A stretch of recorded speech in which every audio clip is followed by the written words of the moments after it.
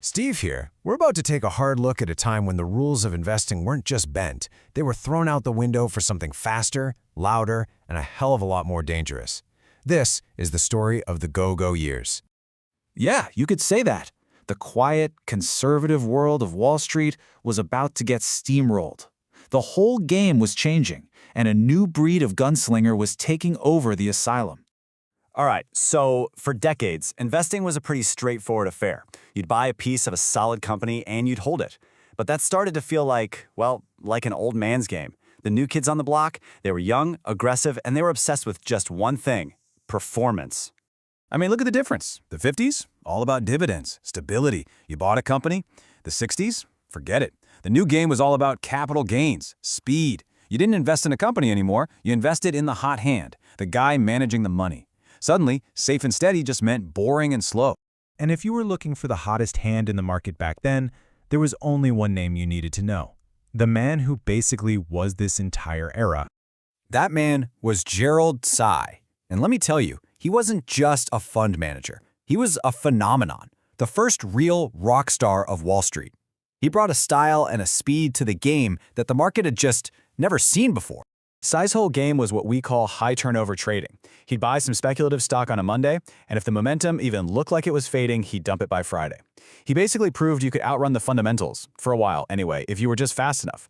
And that turned his funds into absolute magnets for aggressive money. So get this, when Tsai left his job to start his own fund, the Manhattan Fund, people were literally lining up around the block to give him their cash. The IPO raised $250 million. Now, that may not sound like a lot today, but back then, it was an absolutely unheard of number. And what that really proved was that performance itself had become a product you could sell.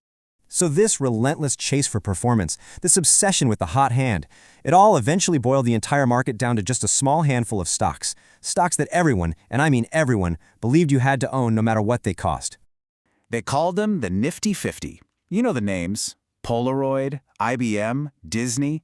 These were the blue-chip, world-beating companies.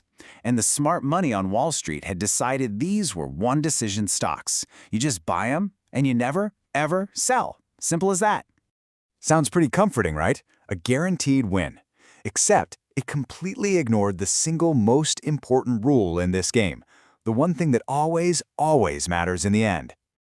And here it is. Here's the problem in black and white. The historical average price-to-earnings ratio for the market is usually around, say, 15. The Nifty 50, people were paying PE ratios of 60, 80, some even hit 90. Any sense of price discipline was just gone, thrown right out the window. So what happened is the Nifty 50 became this cult of quality. The belief was that these companies were so great, so dominant, that you could pay any price for their stock. But the cold hard reality is that price always matters. It was a bubble, sure, but it was a bubble of quality that blinded everybody. By the end, it wasn't an investment strategy anymore. It was a religion.